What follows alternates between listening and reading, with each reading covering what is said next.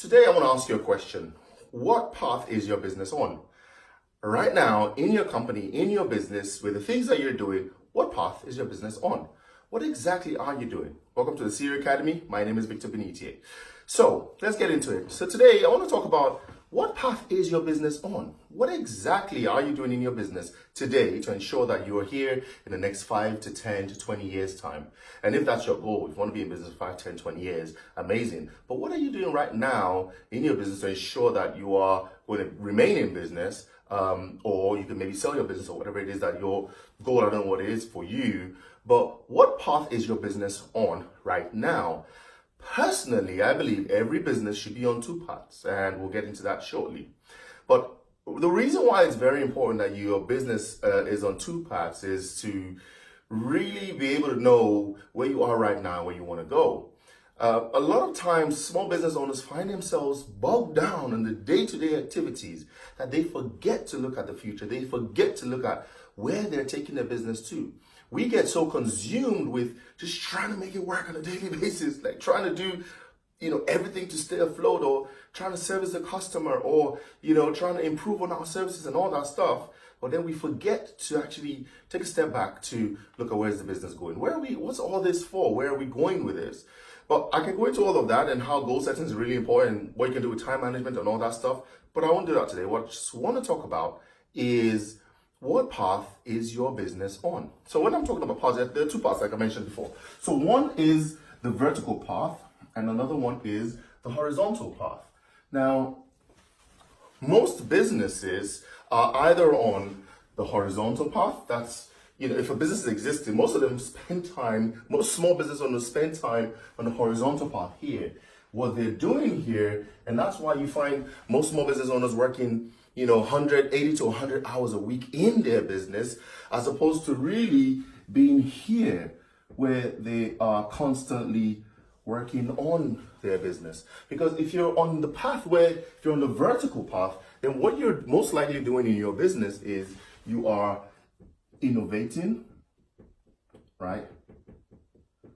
And you're trying to improve. You're trying to take your business, your product, your services to them. You're trying to anticipate, right? You're trying to anticipate, where your sector is headed. Like, where is the sector you're in, whatever it is that you're operating in, where is it going? What's the future for this sector? What's going to happen in the next 5 to 10 years? What's going to be, what's the business going to look like? What's the economic landscape for this particular sector? What's going to look like in the next 5 to 10 years? Most small business owners don't think like that. They just think, I have a business now, I'm making some money, and I just want to keep making money, and that's really what it is. And they keep their minds here, where they already have a system, right? They have a system that's in place, and all they're doing on a day-to-day basis is finding ways to improve that system. They're just trying to improve on what they have. They're trying to improve on their products and services, trying to improve on their service delivery, trying to improve on their staffing, their human resources, and all of that. And that's one of the major problems that most small businesses have. They don't ever get to be in this mindset. And this is really the mindset you want to have if you're going to be successful and you're going to remain in business. You want to have the vertical mindset. What are you doing in your business? That's the question I have for you today. What are you doing in your business that's going to help you innovate?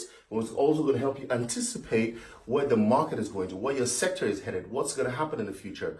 Because look, as a CEO, this is where you want to be. This is where you want to be as a CEO. And why? You want to be here because you want to keep your eye on what's happening in your business as you improve your systems, as you continue. Maybe you started here year 1, year 2, year 3, year 4, year 5, and as you've been going along all these years, you want to keep your eyes, and you want to improve the system that you already built. You want to market more, market and try to get more clients and try to get more business. So that might be your focus.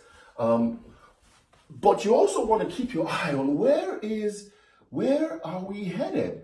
What's the future going to be like? So here, you want to make sure that you're keeping your eyes on how to innovate, right? And here you want to, market. You want to improve your marketing. Peter Drucker said business is all about innovation and marketing, and he said it really, that's a really fine way of analyzing business. It's all about innovation and marketing. So as a small business owner today, my question to you is, how are you innovating in your business? What are you doing today that hopefully it's going to help you anticipate where your market is going, where your sector is going, where your business is headed? Hopefully today the question I'm asking you will hopefully make you think a little bit more about having the mindset, the vertical mindset of what can I do to improve? What can I do to innovate? What can I do to take stuff to the next level? What am I going to do in my business, in my company, in my sector to improve? And let me give you examples of why it's vitally important that you improve. Massive companies I'm sure you've heard this story. If you haven't, then this is one for you. Blockbuster, come on. Like these guys, right, thought it was always going to be videos. It was always going to be having a DVR, digital video. Whoever remembers, I don't know, everyone can remember having a DVR player. And they said, okay, DVR, then DVDs. They didn't think about what's going to happen in the future. The leaders, and that's why Tony Robbins said it very well. He said, the chokehold of success of any organization is down to the leader. The chokehold of success in any organization is down to the leader. My question to you is, what kind of leader are you? Are you a leader that's going to be like a blockbuster leader who can't see beyond the edge of their nose? Or are you going to be a leader that sees far into the future, anticipating what's your industry and sector going to look like? What exactly are you doing in your business today to help you achieve your future goals? What are you doing? As a small business owner, don't put this aside and don't say it's not something I need to do now. I only need to focus on my clients and my business. No. Ask yourself, where is your sector, your industry going to be in the next 5 to 10, 20 years? If that's what you want. If you want to be in business for 5, 20 years, 5, 10, 20 years, then you really need to be anticipating. Because if Microsoft is not a business that anticipates, if Bill Gates is not a leader that anticipates, then Microsoft will not be in business today. IBM, the same thing. IBM had to really be careful because Microsoft came and took over, and IBM was the biggest computer manufacturer in the world. But then Bill Gates saw software as what was going to be more valuable than owning the physical computer, and he went into software. So there's always someone trying to take over, your business. There's always someone trying to compete with you, trying to take over or take market share from you. So you want to ask yourself, what are you doing on a daily basis? So Blockbuster did not see Netflix coming, right? And what happened to Blockbuster? They went into administration. So Netflix saw the opportunity, saw technology, right? They saw technology as the future of movies. They saw cloud. They saw people, binge watching on Netflix, Netflixing and chilling. So if that's the case, then you really don't want to be a blockbuster. You want to constantly ask yourself, what can I do so that I don't end up like a blockbuster? And what can I do in my business so that I become the next Netflix? What can you do? And these improvements don't have to be massive. They don't have to be huge.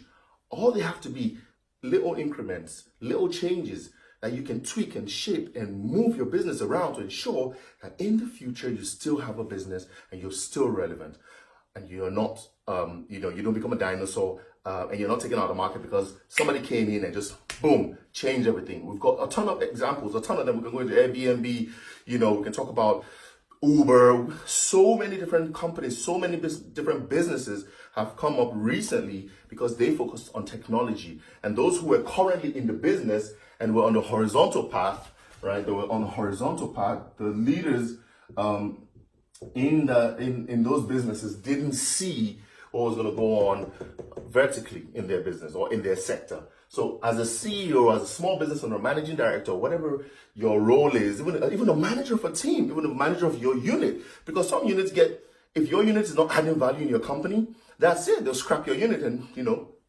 lay people off. So as a leader, as someone who's managing and leading a team or group of people, you really want to be the CEO that keeps an eye on ensuring that improvements, marketing and systems are really being, the systems work and you're efficient as a company. But most importantly, you want to be a leader that innovates, that's thinking about the future and, where your sector is going and how you can ensure that you implement strategies that will keep you afloat and still keep you in business. So listen, thank you very much for listening to this. Hopefully you've been able to get some value from this piece that I decided to put together today. My name is Victor Benitia from the CEO Academy. And at the CEO Academy, we plan and we hope to consciously empower others every single time.